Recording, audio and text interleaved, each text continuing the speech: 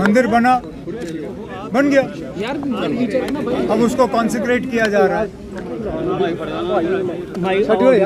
अब अगर बीजेपी ही इस सारे चीज़ को, खासकर मंदिर को, पूरी तरह से एक पॉलिटिकल इशू बनाना चाहे तो वो उनकी मर्जी है ना।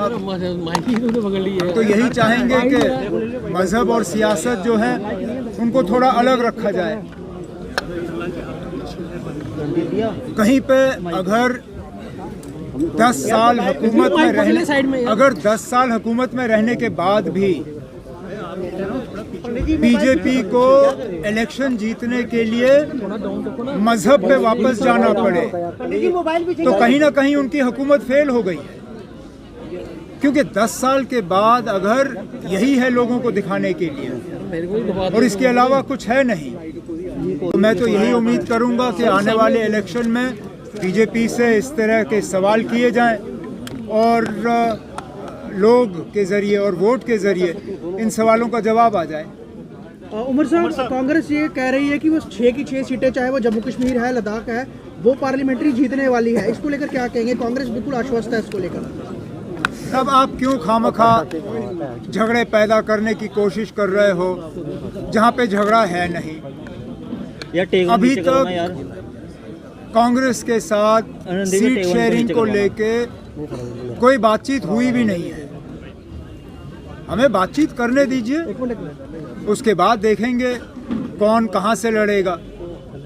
हमारी ये कोशिश रहनी चाहिए कि फिलहाल जम्मू कश्मीर लद्दाख को लेके 3 सीट जो हैं वो इंडिया अलायंस के पास हैं और 3 बीजेपी के पास।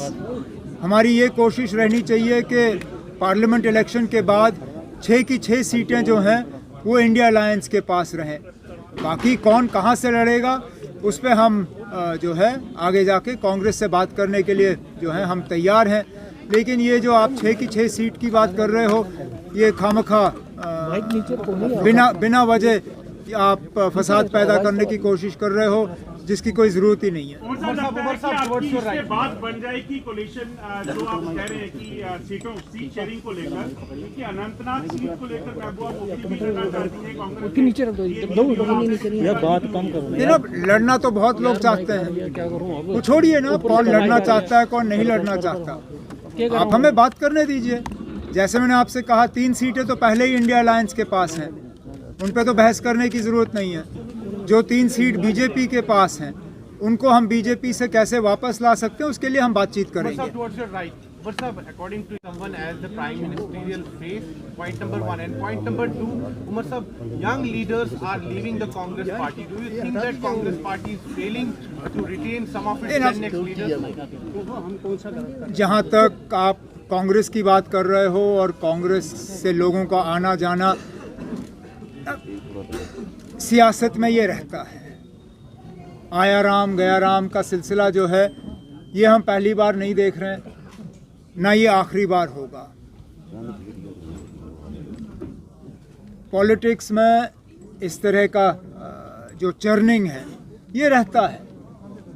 अब क्यों गए, जाने के बाद क्या हासिल किया, वो जो जाने वाले हैं वो खुद ही इस चीज़ का जवाब दे सकते हैं। जहाँ तक आपके पहले सवाल का है कि क्या इंडिया अलायंस को प्राइम मिनिस्टर के तौर पे किसी को प्रोजेक्ट करना चाहिए, इस पे फ़िलहाल इंडिया अलायंस में कोई बहस नहीं हुई है।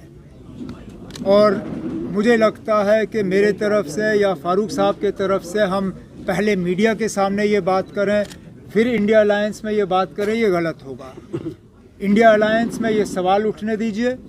अगर वहाँ पे इस तरह का कोई डिस्कशन होता है कि क्या हमें प्राइम मिनिस्टरियल फेस के लिए किसी को कंसिडर करना चाहिए, हमारी जो व्यक्तिगत राय है वो हम उस वक्त उनके सामने रखेंगे। फिलहाल इस पे मैं ज्यादा टिप्पणी नहीं करूँगा। राम मंदिर का निर्माण मना कर दिया राम मंदिर जाने से, क्या लगता है कि कितना सही निर्णय है कांग्रेस का कि उन्होंने राम मंदिर? अब ये सवाल आप कांग्रेस से पूछे ना। ना हमें कोई दावतनामा आया है ना हम जा रहे हैं। अब कांग्रेस को आया नहीं आया, वो जा रहे हैं नहीं जा रहे हैं, उससे नेशनल कॉन्फ्रेंस को क्या लेना देना। ये सवाल कांग्रेस के लीडर यहाँ जम्मू में है, आप अपना कैमरा ले लीजिए और उनसे पूछिए। न्याय यात्रा हमें जहाँ तक मुझे मालूम है फारूक साहब को और मुझे भी राहुल गांधी जी के तरफ से और खरगे साहब के तरफ से दावतनामा आया है। अब मशवरा आपस में कर लेंगे और जहाँ मुमकिन हुआ जाने की कोशिश करेंगे। और कुछ सर अगर Ram 19th of January 34th anniversary 34th anniversary of the Exodus. Sir, you are hot. Do you think that the Modi government has failed to keep its promises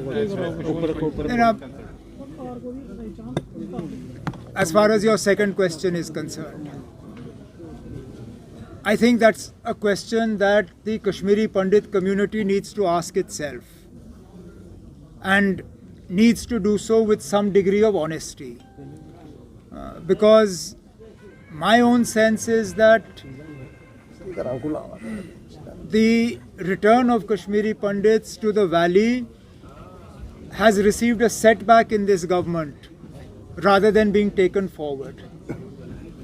It is during this government's term, and particularly in the last year or 2 years, that we saw a concerted move on the part of those Kashmiri Pandits that were working in the valley, demanding that they be resettled outside of Kashmir Valley, which is a phenomenon only of the recent years.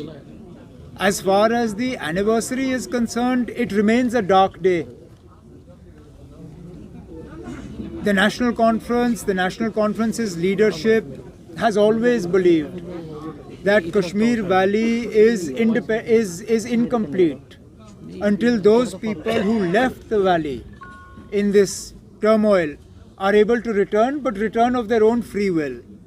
We hope that a situation is created in the valley that those who left because their lives were at risk are able to at least consider returning.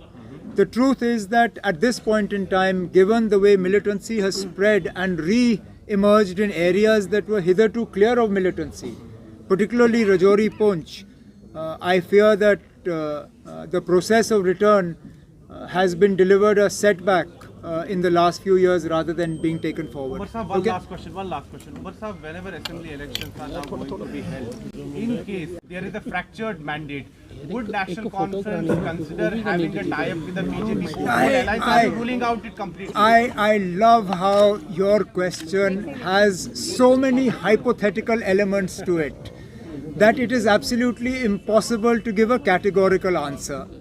First, you're assuming an assembly election. This government that talks so much about one nation, one election is unable to put its money where its mouth is, even with one state, much less the entire nation.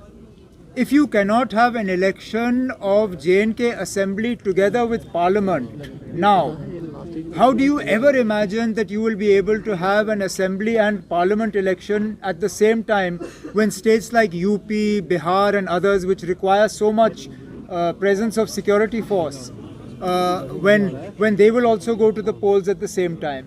So this government, if it is serious about one nation, one election, I hope that they will put their money where their mouth is and show us that it is possible by doing it first in Jammu and Kashmir. We have a parliament election in a few months. Let's have an assembly election at the same time and then see. So that is one hypothetical part. The second is that you have assumed there will be a fractured mandate. I don't believe that to be the case. I believe that when the mandate is delivered, it will be a resounding mandate for one party rule. And therefore, the need for any sort of post-poll alliance will simply not exist. Now, that is what I believe.